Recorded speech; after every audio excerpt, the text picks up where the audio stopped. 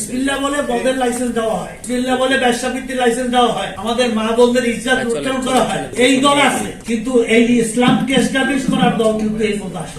এর কাজ ছিল না। এই ডক্টর দীপুমণি নামে একটা কলঙ্ক শিক্ষামন্ত্রী ছিল। তারা বাংলাদেশকে ইসলামী শিক্ষা থেকে আমাদেরকে বঞ্চিত করছে। আমাদের নাস্তিকতাবাদ, এই ডক্টর জাফর ইকবাল বড় নাস্তিক, আত্মশিক্ষিত নাস্তিক, এদের দ্বারা শিক্ষাকে ধ্বংস করে দেশ কি শাহজালাল, শাহ রহমান, আপনার ওলি আল্লাহদের শাহ রহমতুল্লাহ আলাই, দেসরউদ্দিন রহমতুল্লাহ আলাই, শাহ পরান, শামসুল হক ফরিদুর রহমতুল্লাহ আলাই, হাফিজুর রহমতুল্লাহ আলাই, এই সমস্ত বড় বড় ওলি আল্লাহদের দেশ। এই যে আপনি দেখেন 5ই আগস্টের যে এই সরকার, আমাদের অন্তর্বর্তীকালীন সরকার, ডক্টর ইউনূসের সরকার, এটাও কিন্তু ছাত্র, শিক্ষক এবং সাধারণ জনগণ, শ্রমিকদের আন্দোলনের ফসল। এই সরকার, অন্তর্বর্তীকালীন সরকার, ডক্টর ইউনূসের সরকার যদি আমাদের এই ইবতেদায়ী মাদ্রাসা জাতীয়করণ না করে এবং এটাকে যদি রেজিস্ট্রেশন না দান করে, তাহলে আর কেউ কিন্তু করবে। বিসমিল্লাহ বলে বদের লাইসেন্স দেওয়া হয়, বিসমিল্লাহ বলে ব্যবসাবৃত্তির লাইসেন্স দেওয়া হয়, আমাদের মা বোনদের ইজ্জত উচ্চারণ করা হয়।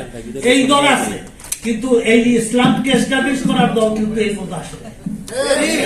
সত্য আমরা বিসমিল্লাহ বলে যত আকাম আছে সব ঘুষ খাই, দুর্নীতি করি, ব্যাংকের টাকা সম্পদ করে পাচার করে দেয়, বেগম করা বানাই কানাডায়, তারপর মালয়েশিয়া করি। আমাদের চরিত্র, money is lost, nothing is lost, health is lost, something is lost, but character is lost, everything is lost. আমাদের চরিত্রকে এই শিক্ষা ব্যবস্থা ধ্বংস করে, এমন শিক্ষা ব্যবস্থা আমাদের উপরে দিয়েছে।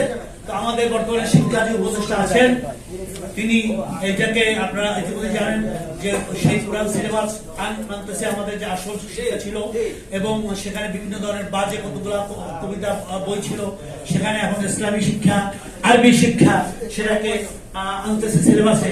আমরা চাবো এই সরকারের কাছে এদের মেয়াদ 1, 1.5, 2, 3 বছর, 4 বছর যা হোক না কেন, কিন্তু এদের এই মেয়াদের মধ্যে এইটা করতে হবে ডক্টর মোহাম্মদ ইউনূসের অন্তর্বর্তীকালীন সরকারের কাছে। এটা আমাদের 1 নম্বর দাবি।